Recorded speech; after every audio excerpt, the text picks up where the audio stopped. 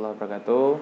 Saya Muhammad Abdul Sofa, mahasiswa PPG dalam jabatan kategori 2 tahun 2022 dengan nomor induk mahasiswa 2250749. Pada kesempatan kali ini saya akan praktekkan layanan konseling individual dengan menggunakan teknik role playing. Terima kasih, selamat menyaksikan. Assalamualaikum warahmatullahi wabarakatuh. Waalaikumsalam warahmatullahi wabarakatuh. Gimana kabarnya Nak Najwa? Alhamdulillah baik. Pak Guru gimana kabarnya? Alhamdulillah saya juga baik. Gini Nak Najwa, jadi sebelum kita mulai kegiatan konseling pada siang hari ini, kita berdoa dulu. Mudah-mudahan apa yang nanti kita bahas pada konseling ini diberikan kemudahan dan menjadikan manfaat untuk kita. Berdoa mulai. Selesai. Oke, terima kasih. Jadi sebelumnya saya sampaikan dulu konseling individu itu apa? Sudah paham? Sudah pernah melakukan konseling individu? Belum, ini baru pertama kali. Baru pertama kali ya. Jadi konseling individu itu adalah layanan yang diberikan pada siswa atau peserta didik, atau dalam ini adalah konseling sebagai upaya penyelesaian masalah.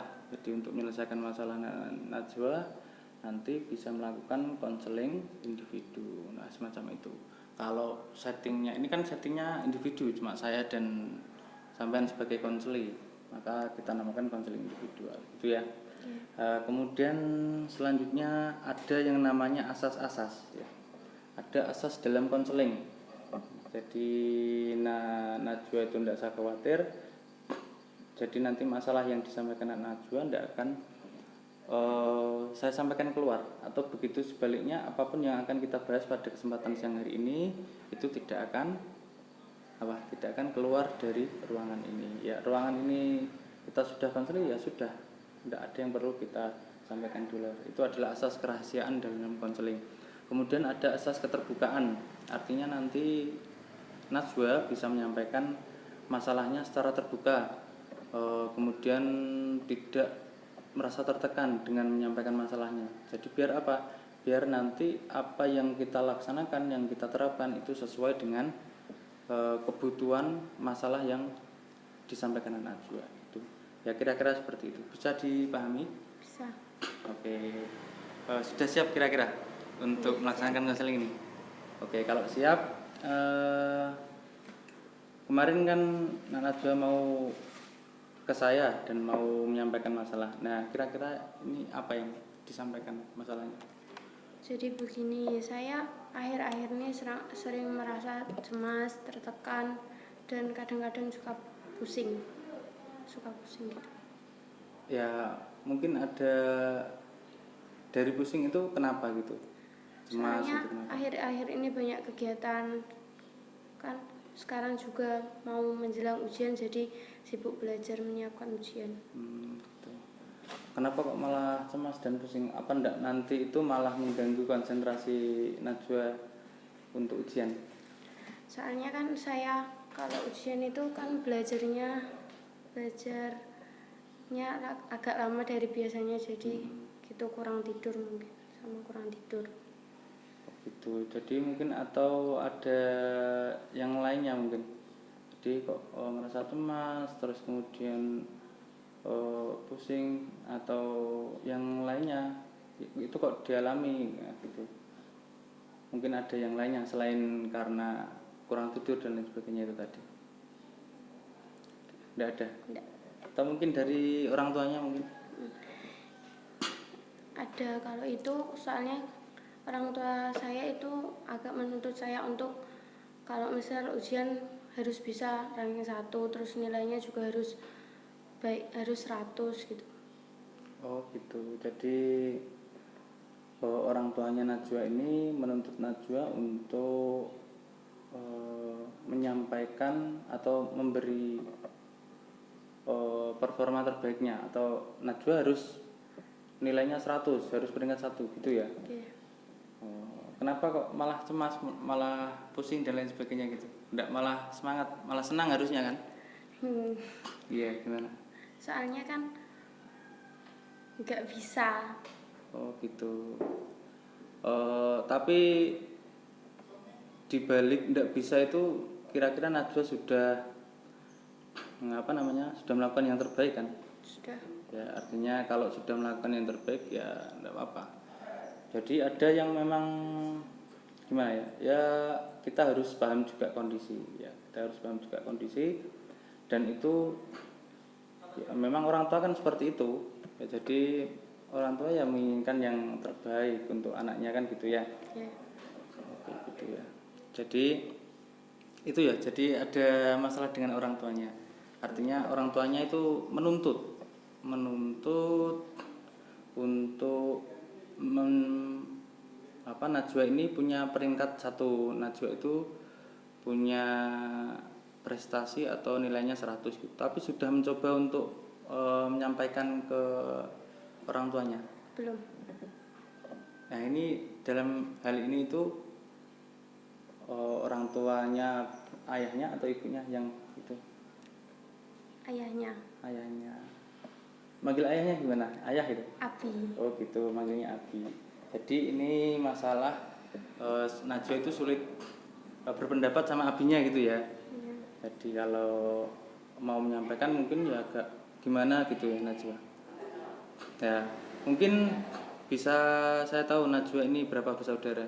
2 bersaudara. Oh 2. Najwa anak yang Pertama. Oh anak yang pertama. Tapi adiknya sudah sekolah juga ya? Sudah.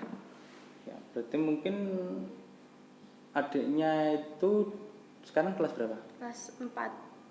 Kelas 4. SD. Oke, kelas 4 SD. Mungkin dari situ ada prestasi dari adiknya dibandingkan Najwa gimana? Adik saya di sekolah juga pintar. Oh gitu. Ranking 1 biasanya. Nah, mungkin itu yang menjadi perbandingan orang tuanya mungkin gitu ya.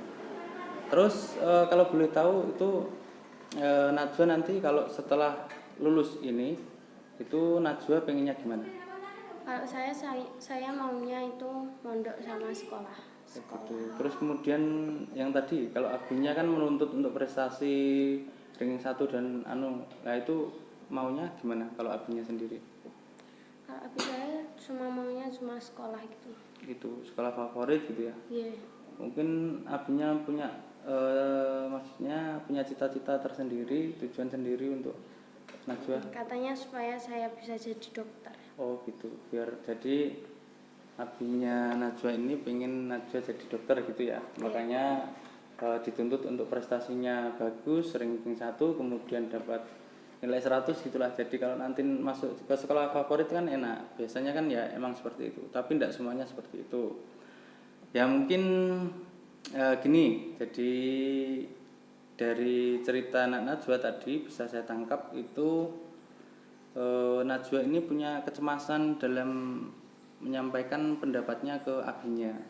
Jadi ada masalah cemas, takut, artinya takut apakah saya ini kalau menyampaikan itu betul atau tidak dan lain sebagainya, itu yang mungkin menjadi masalahnya Najwa. Nah dari situ nanti kita bisa laksanakan yang namanya teknik role playing. Ada yang sudah Najwa ini sudah tahu enggak teknik role playing? Belum pernah dengar? Belum. Nah jadi role playing itu nanti kita bermain peran. Coba nanti Najwa itu jadi Najwa sendiri. Nanti kita lakukan 2 kali. Najwa menjadi diri sendiri, kemudian saya nanti sebagai abinya Najwa gitu ya. Saya sebagai abinya Najwa, nanti coba Najwa kita praktek, kita komunikasi gimana gimana prosesnya. Kira-kira nanti Najwa bisa bisa menyampaikan atau tidak. Nah, kira-kira seperti itu. Ya, kita coba ya. Yeah. Oke. Saya jadi abinya Najwa jadi Najwa sendiri. Ini yang pertama ya. Kita bermain peran dulu. Jadi nanti pasca role playing ini mungkin nanti Najwa juga bisa menyimpulkan gitu. Najwa kesini nak, Abi mau bicara. Okay. Iya, jadi Abi mau bicara terkait dengan persiapan Najwa mendaftar ke SMA. Gimana? Saya maunya mondok sama sekolah. Saya nggak mau di sekolah favorit. Oh gitu. Eh, apakah sudah yakin Najwa seperti itu? Sudah. Kalau di SMA kan nanti kalau sampean masuk ke kedokteran kan enak. Itu juga untuk masa depan Najwa. Gimana? Tapi saya juga punya cita-cita sendiri. Gitu. Nah, cita-citanya gimana, Najwa? Saya pengen jadi saya pengen jadi guru mungkin. Saya pengen jadi guru. Jadi pengen jadi guru. Kenapa kok pengen jadi guru? Nggak enak jadi dokter aja? Kalau jadi guru kan saya bisa mengamalkan ilmu-ilmu saya yang sudah saya dapatkan, berbagi ilmu. Terus mungkin karena juga ayah juga Abi namanya Abi terlalu sering di luar kota gitu ya, jadi mungkin kalau jadi guru kan ya mungkin di rumah saja kan gitu. Jadi keinginannya gitu ya. Kalau gitu memang maunya Abi ya enggak apa-apa. Cuma yang perlu Abi tekankan itu kan biar Najwa itu masa depannya itu jelas gitu, masa depannya jelas dan untuk masa depannya itu lebih baik, kira-kira seperti itu ya. Gitu ya. Itu gimana Najwa dari yang pertama ini, gimana yang dirasakan? Mendingan, artinya sudah bisa menyampaikan masalahnya ya. Nah sekarang kita coba gantian. Sekarang Najwa jadi Abinya Najwa, kemudian saya jadi Najwa. Ayo kita coba, ayo. Gimana? Ya dimulai itu dari manggil ya, sampean praktek jadi Abinya sendiri. Nanti saya tak jadi Najwa. Bentar.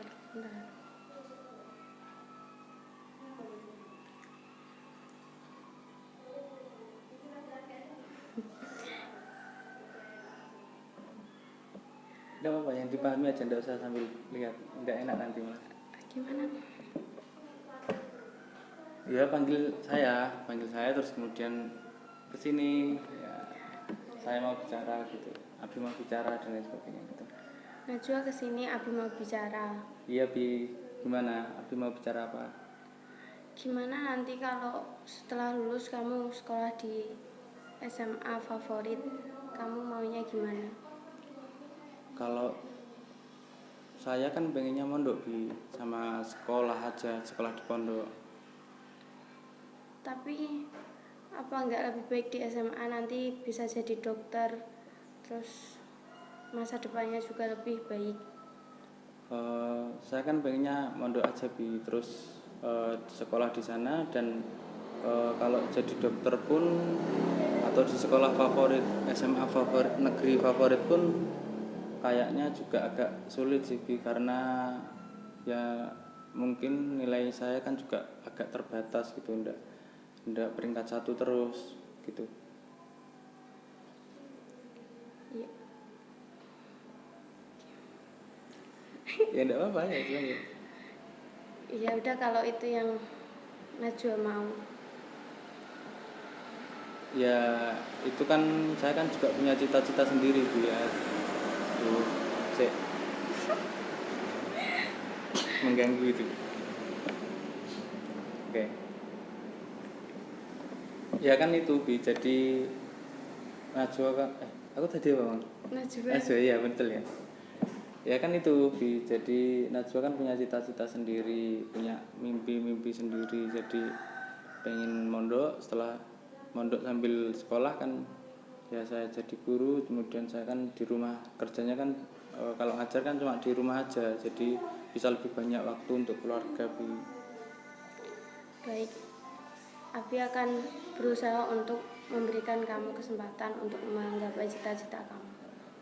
Oke, terima kasih Bi. Ya, kira-kira itu ya, begitu ya Najwa. Jadi yang dirasakan memang ya seperti itu. Dicoba jangan cemas untuk menyampaikan sesuatu pada orang tuanya, apalagi itu kan bukan hal yang negatif gitu. Jadi itu perlu diaplikasikan. Coba nanti di rumah sambil latihan sendiri ya, atau mungkin bisa sama temannya, atau bisa bermain di depan kaca gitu, bermain peran, ngomong sendiri kayak gini dan lain sebagainya. Itu coba, yang penting itu sudah dicoba. Nah, kemudian saya ini punya video untuk bisa dilihat sama Najwa. Ini sebagai penguatan untuk bagaimana nanti sampai mengatasi kecemasan ya. Sebentar. Ada yang dengerin puas ya nih di sini. Kalau misalnya lo familiar sama Twice, mungkin lo tahu juga bahwa mereka baru aja ngeluarin album terbarunya dengan title track Feel Special. Iya, jadi gue ini suka juga sama K-pop. Tapi hari ini kita nggak akan ngomongin soal K-pop. Ya agak menyinggung K-pop sebenarnya. Jadi ada yang beda nih dari comebacknya Twice untuk saat ini. Yang beda dari comeback mereka ini adalah ada satu member yang hiatus nih, yaitu Mina. Kabarnya Mina didiagnosis menderita gangguan kecemasan atau biasanya disebut anxiety disorder. Tanda-tandanya sih katanya udah kelihatan dari bulan Juli. Katanya nih pada saat lagi world tour tiba-tiba dia ngerasa cemas dan panik sebelum naik ke atas panggung. Setelah dapat diagnosis akhirnya dia dikasih waktu buat istirahat selama yang dia butuhkan sampai kondisinya pulih lagi. It's a good call kalau menurut gua. Tapi kalau misalnya kita pikir, emang separah apa sih rasa cemas itu sampai orang tuh harus vakum? Bukannya rasa cemas itu adalah sesuatu yang ya udah kita hadapin sehari-hari gitu. Kalau gitu kan harusnya nggak jadi separah itu dong. Nah, nggak gitu. Makanya di video ini gue akan jelasin bahwa ternyata nih hal yang selama ini kita kira kita hadapin sehari-hari itu ternyata nggak sesimpel itu, dan bisa jadi kecemasan adalah musuh terbesar yang akan lo hadapin di hidup lo. Sebelum kita masuk, jangan lupa like, comment, dan subscribe.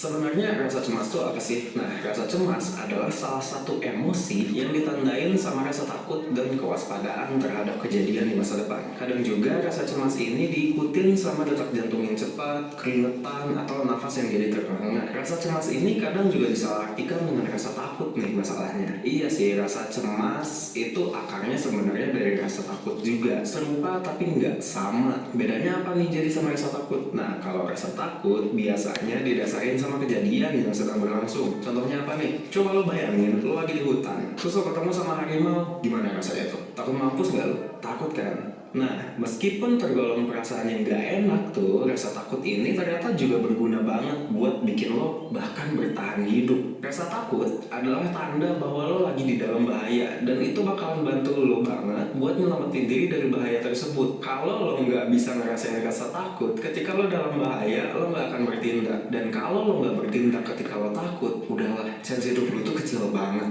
Nah, kalau kecemasan gimana nih? Bedanya apa dong sama kecemasan? Nah, kalau rasa cemas itu datang dari hal yang mungkin bisa terjadi di masa depan. Maksudnya, kalau rasa cemas itu dia muncul karena lo mengantisipasi masalah yang akan terjadi di masa depan. Contoh paling sederhananya, kalau misalnya 2 hari lo ujian, UTS atau UAS atau apapun, tapi lo ternyata udah mikirin hal-hal yang enggak nih, kayak misalnya gimana kalau misalnya ntar soalnya susah banget ya, atau gimana kalau misalnya bentuk soalnya nggak sama dengan yang gue pikir. Itu adalah rasa cemas. Lo memikirkan apa yang akan terjadi ke depannya. Sama kayak rasa takut, rasa cemas di masa depan. Jadinya sebelum bahaya itu datang, bagusnya lo sudah siap-siap dulu. Bagusnya. Kenapa gue bilang bagusnya? Karena apapun yang berlebihan pasti nggak baik. Kalau rasa cemas ini udah mulai ngebatasin kehidupan lo karena lo jadinya menghindari hal yang harusnya lo lakuin, atau rasa cemas ini ternyata nggak hilang-hilang nih selama berminggu-minggu atau bahkan berbulan-bulan, it's a red flag. Berarti ada yang salah. Contohnya nih, let's say ada orang namanya Mawar, nggak enak, malu, mau ngental sama temennya, capek juga mondar-mandir. Nah, tapi karena pemikirannya itu, jadinya dia menolak. Nggak ada yang gue nggak ikut. gue gak ikut pergi. Karena pemikiran itu melekat banget di otaknya dan gak pernah ada keadaan yang bisa membantah itu. Setiap diajak pergi sama temennya, akhirnya Mawar memilih buat gak pergi. Gak cuma diajak sama temennya, bahkan setiap ada ajakan kumpul, bahkan dari orang tuanya misalnya, Mawar lebih memilih untuk di rumah. Bayangin kalau misalnya ini terjadi terus menerus dan Mawar gak iyain aja apa yang ada di dalam otaknya dia. Hidupnya jadinya terbatas, iya nggak? Dan ini bisa jadi masalah. Karena gue juga mau tanya, apakah lo punya masalah yang mirip dengan kayak gini? Atau mungkin lo punya pengalaman yang kayak gini mirip tapi dalam konteks yang lain? Nah, gue mau ingetin aja di sini, yang bahaya adalah orang yang punya rasa cemas, tapi dia lama-lama belajar bahwa satu-satunya cara untuk menghilangkan rasa cemas itu adalah menghindari situasi tersebut. Tapi apakah itu membantu? Menghindari itu membantu? Untuk jangka pendek, iya, gue bisa bilang iya. Tapi lo jadi nggak benar-benar memperbaiki isunya kalau kayak gitu. Kalau lo punya rasa cemas yang sampai mengganggu kehidupan lo jadi nggak bisa melakukan banyak hal, gue sangat menyarankan lo untuk mencari pertolongan dari pihak profesional. Nggak ada yang salah dengan itu sangat wajar. Banyak pihak yang berada di dalam posisi lo sebelumnya. Gue sangat menyarankan lo untuk datang ke pihak profesional. Nah, oke, selanjutnya sebenarnya cemas itu datang dari mana sih? Nah, rasa cemas ini juga bisa datang dari hal yang berbeda untuk setiap orangnya. Subjektif banget lah. Ada yang ngerasa cemas mungkin ketika mereka ada di tengah kerumunan,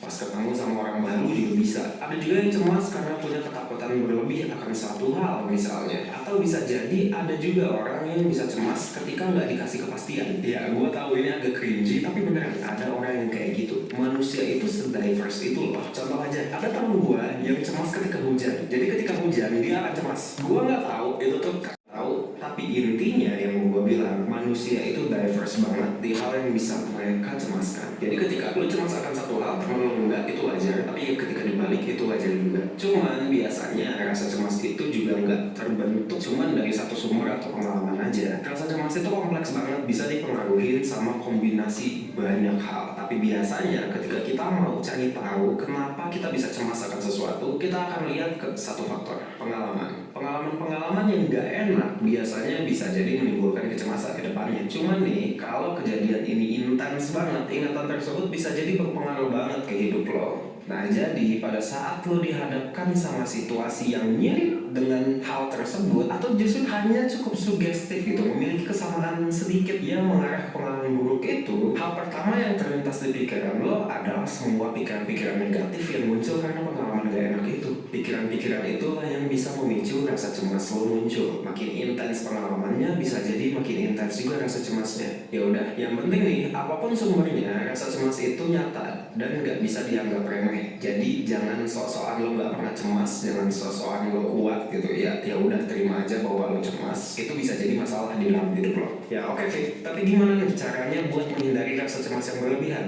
Buat lo yang penasaran, tunggu video kita selanjutnya yang akan bahas kiat-kiat untuk meredam rasa.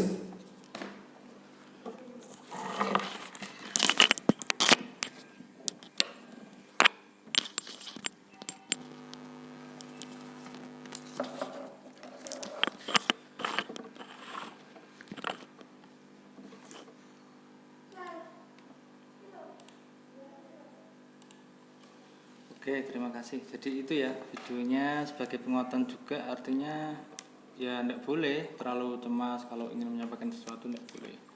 Ya kalau ingin menyampaikan sesuatu ya disampaikan aja gitu ya. Najwa, ini ada tugas ya nanti yang dikerjakan di rumah untuk kerjakan Najwa, dan ini nanti bisa dikumpulkan minggu depan, atau kita bisa ketemu lagi kapan kira-kira? Minggu depan masih bisa ya? Bisa. Jadi meskipun nanti jadwalnya ya minggu depan masih bisa lah. Jadi minggu depan kita ketemu, nanti tugasnya ini dikumpulkan. Di situ ada tugas yang perlu diisi ya. Di situ ada apa namanya? Di rumah nanti silakan diisi. Nah, jadi silakan di situ nanti sesuai kolomnya diisi ya. Ada pikiran-pikiran yang negatif itu apa yang muncul itu ditulis di situ. Kemudian faktor penyebabnya pikiran yang negatif itu tadi apa ditulis. Kemudian cara mengelola atau mengatasinya apa itu nanti ditulis. Nah, kemudian nanti juga buat yang namanya lembar kontrak diri. Ya, buat apa lembar kontrak diri itu? Di yang halaman kedua itu, di tugas yang sudah saya berikan, di situ nanti Najwa bisa memberikan rewardnya. Jadi kalau melaksanakan hal yang sudah dituliskan atau kegiatan yang sudah dilaksanakan bisa mendapatkan reward. Rewardnya terserah Najwa dikasih rewardnya apa. Nah itu ya, itu tugasnya. Kemudian mungkin bisa Najwa mungkin bisa menyampaikan atau menyimpulkan hasil konseling pada siang hari ini mungkin. Untuk bimbingan konseling ini saya merasa lebih lega karena sudah menyampaikan masalah saya. Oke, selain itu mungkin? Selain itu? Bisa belajar gitu ya? Saya bisa belajar untuk menyampaikan pendapat saya nanti kepada orang tua saya. Itu, jadi dari kesimpulan yang saya tangkap dari Najwa, artinya Najwa ini harus belajar lagi di rumah ya. Coba belajar lagi terkait masalahnya tadi, apakah Najwa ini mau menyampaikan sudah berani atau belum. Nah, disampaikan kepada orang tuanya. Jadi jangan sampai apa-apa yang menjadi unek-uneknya kemudian itu tidak tersampaikan. Nah itu akan menjadi masalah untuk kedepannya lagi, kan itu. Ya itu ya. Jadi setelah kegiatan ini mungkin kita bisa ketemu lagi hari apa? Hari ini hari Selasa ya. Selasa depan bisa ya. Meskipun nanti Selasa depan itu masih ada jadwal penerimaan rapat sebelum nanti libur ya, masih masuk. Jadi tidak apa-apa, nanti Selasa depan kita ketemu, tugasnya sekalian dikumpulkan. Nanti saya juga pengen tahu perkembangannya Najwa ini sudah berani apa belum menyampaikan apa yang menjadi unek-uneknya pada orang tuanya itu tadi. Gitu ya. Terima kasih Najwa, kita sudah bertemu dan kita juga sudah melakukan konseling pada siang hari ini. Dan tetap jaga kesehatan dan tetap belajar lagi di rumah, karena ya itu tadi, belajar itu tidak ada habisnya. Meskipun kita sudah tua ya tetap wajib belajar, karena belajar itu kewajiban memang. Itu, terima kasih. Sebelum kita akhiri, ayo kita berdoa dulu sebagai penutup dalam kegiatan konseling ini. Kita baca surah Wal Asri di dalam hati masing-masing. Setelah itu selesai, berdoa mulai.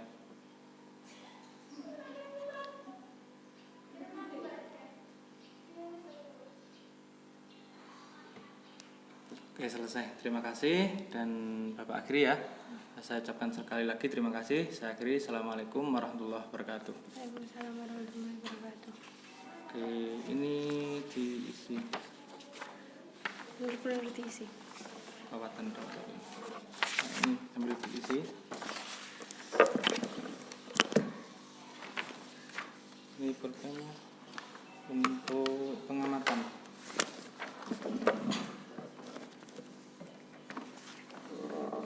Ditaruh di meja aja, enggak apa-apa.